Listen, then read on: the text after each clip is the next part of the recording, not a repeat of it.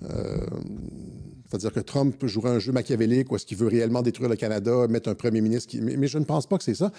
Je pense que ça va plutôt dans l'optique de sauver Poilievre à cause justement du renversement complet des intentions de vote. Et je pense que ce que Trump a fait dans son coup de fil avec Carney, c'est de retirer le sujet des tarifs qui fait très mal à Poilievre. Donc, c'est comme s'il a mis un terme à ça et puis... OK, on s'en reparlera après l'élection, et puis on verra. Et juste pour finir sur Carney, en fait, et ça, c'est en plus d'être allé au micro en tant que premier ministre du Canada en disant que la relation économique et sécuritaire avec les États-Unis était terminée. Imaginez, j'avais pas fini ma pensée, là, mais c'est le genre de truc qui pourrait presque justifier une invasion, ça. Menace à la sécurité nationale des États-Unis. Les États-Unis ne peuvent pas avoir un voisin hostile au nord, collé sur la Russie, qui est allié avec la Chine. Comme en termes de en termes de géopolitique, en termes stratégiques, c'est totalement inacceptable. Et voilà, donc, c'est maintenant Poilievre. Poilievre, il y a plusieurs choses à dire sur Poilievre, finalement. C'est ce qu'il me semble, évidemment, c'est que Trump essaie de sauver Poilievre en faisant ça. Et il y a je pense que ça s'est même fait à la demande de Poilievre. Et il y a un élément intéressant ici, c'est la relation entre un proche de Poilievre et le vice-président J.D. Vance. Hein? Donc, Jamil Jivani, est-ce que je l'ai ici? Oui, ici, c'est comme un des candidats vedettes du Parti conservateur en Ontario. Jamil Jivani, qui est un proche de Poilievre, vous le voyez ici aussi avec Poilievre, c'était, lorsqu'il étudiait à Yale en droit, le meilleur ami de J.D. Vance. Les gars, ils buvaient, faisaient la fête ensemble, c'était des best buddies. C'était les deux inséparables, Jamil Jivani et J.D. Vance. Et maintenant, Jamil Jivani est avec Poilievre, près de Poilievre, et J.D. Vance est évidemment vice-président des États-Unis. Vous les voyez encore une fois, les deux ici. Jamil Jivani, d'ailleurs, s'était rendu. Ça, c'était, je pense, au mois de décembre dernier, lorsque Jamil Jivani était allé rencontrer Poilievre pour parler justement des tarifs. Un député conservateur, Jamil Jivani, a rencontré le vice-président élu des États-Unis, Pierre Poilievre. Les deux politiciens se sont liés d'amitié lorsqu'ils étaient étudiants à l'université de Yale. Et donc, voilà, ici, c'est sur la page Wikipédia de Jivani.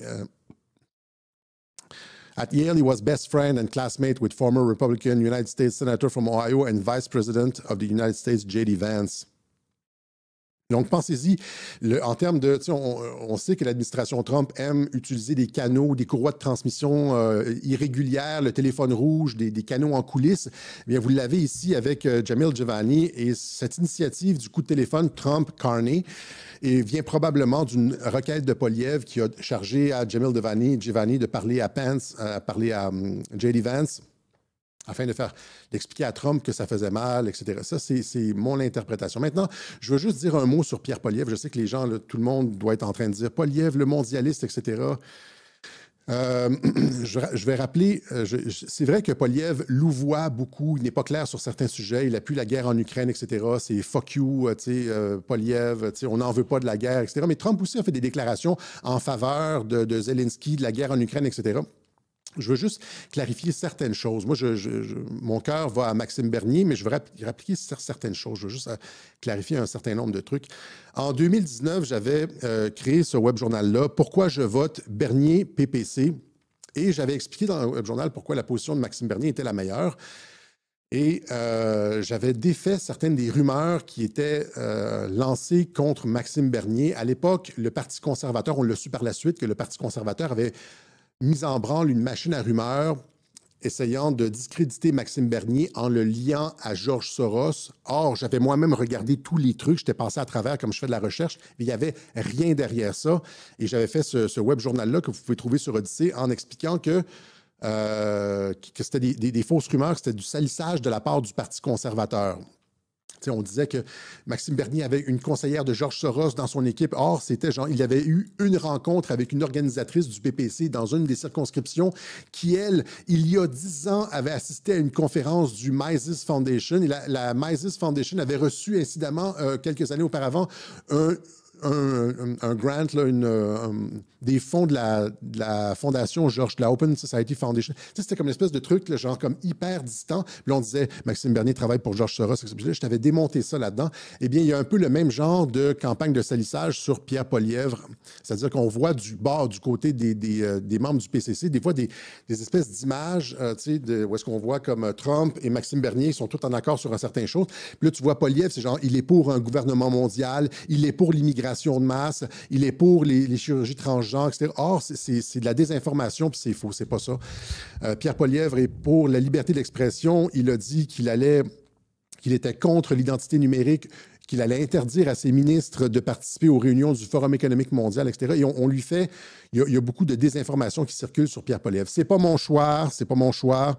J'encourage les gens à voter Maxime Bernier, mais il y a beaucoup de désinformation qui se fait sur Pierre Poilievre et les gens sont beaucoup plus tolérants avec Trump qu'avec Poilievre. Tu sais, on dit, Trump, il joue, il n'a pas le choix de dire ça parce que c'est devant les médias ou RFK. Tu sais, il n'a pas le choix de dire ça parce qu'il... Mais Poilievre, on ne lui donne pas le bénéfice du doute parce qu'il n'a pas le choix de dire ça parce qu'il est devant les médias. Or, Pierre Poilievre, je vous rappellerai que durant la crise des camionneurs, le Parti conservateur était dirigé par Erin O'Toole, qui était un mondialiste, qui était un yes-man à toutes les politiques mondialistes, etc. Pierre Poilievre était député à ce moment-là, donc il était sous O'Toole, il était lié par la discipline de parti.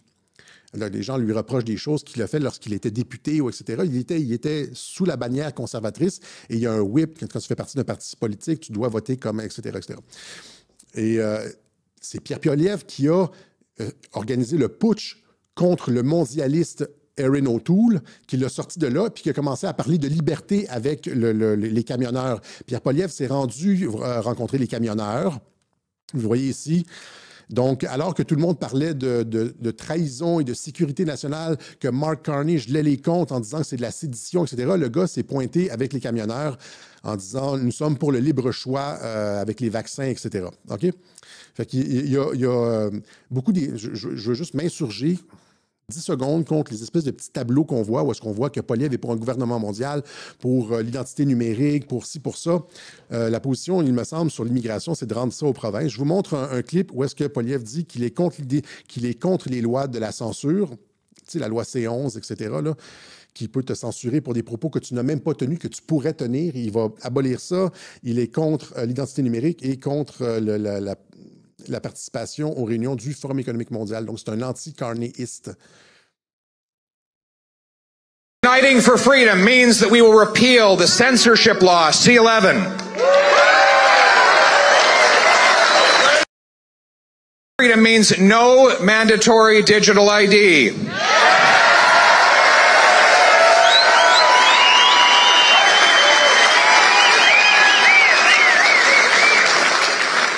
Uniting for freedom means banning all of my ministers from any involvement in the World Economic Forum. Les gens ne le croient pas des fois, je voulais juste le montrer. Encore une fois, ce n'est pas un pitch pro-Poilievre, là, tombez-moi pas dessus. Oui, mais Alexis, tu ne comprends pas, Poilievre, c'est un mondialiste. Il n'est pas aussi pire que certains voudraient nous le faire croire. C'est comme les vaccins, là, c'est-à-dire... J'ai dit que c'était pas une hécatombe, c'est dommage, c'est pas bon. On préfère Bernier, on aurait préféré pas qu'il n'y en ait pas, mais c'est pas une hécatombe. Il n'est pas aussi pire qu'on laisse. Et je pense que de toute façon, c'est le choix du président Trump. Et je pense que la conversation que Trump a eue avec Carney et l'apaisement général du climat de tension entre les États-Unis et le Canada, ça vient d'une demande de Pierre Poilievre. Parce que la guerre commerciale lui faisait très mal. Ça avait mal tourné à son avantage. Et ça, c'est probablement un bon coup des libéraux, hein, avec les médias et tout, ils ont été capables de tourner ça à leur avantage. Ouais, des fois, on fait des choses et ça ne va pas nécessairement dans le sens qu'on veut. Je rappelle encore une fois que je pense que la volonté principale de Trump, ce qui va être négocié avec Poilievre, c'est une intégration plus avancée du Canada dans une entente fusion nord-américaine ou quelque chose comme ça, peut-être pas le 51e État, là, mais c'est surtout l'accès aux ressources du Grand Nord, l'accès aux voies de passage. Vous voyez, les États-Unis contrôlent l'Alaska. Et si vous voyez justement la relation entre le Canada et le Danemark, c'est l'accès au Grand Nord, c'est l'accès à la mer du Nord, aux ressources pétrolières de la mer du Nord, etc. Et c'est la même chose avec le canal de Panama. Donc, toutes les initiatives de Trump, Groenland, Canada, canal de Panama, c'est pour les voies d'accès, c'est pour les navires, c'est de la géopolitique pour dans les années de 2050. Je dis les années 50, c'est pas les années 50 en arrière, c'est les années 50 dans le futur. Trump, il n'y aura pas de... Trump entrevoit, si vous lisez les documents militaires américains, là, c'est Strategic Dominance in the Future, blablabla, ils sont toujours dans comme 20 ans, en train de penser 20 ans à l'avance. Et ce que vous voyez là, c'est la nécessité d'accéder aux voies de passage à travers l'Arctique pour 2040, 2050, etc. C'est du positionnement sur le très, très, très long terme. OK? Donc, ça, c'est ce que j'avais sur Mark Carney. Ah, c'est ça. Je l'ai dit, ça. Jamel Giovanni qui est la courroie de transmission entre les deux, les meilleurs amis du monde, les amis d'université. Ils ont même peut-être eu des copines ensemble, on ne le sait pas. On ne veut pas le savoir non plus. Et mon fils qui exigeait que je mentionne le fait que c'est lui qui avait trouvé la connexion. Là. Oui, oui, Étienne, c'est beau, là. Content?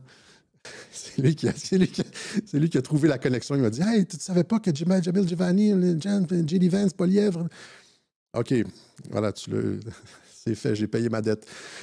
Alors,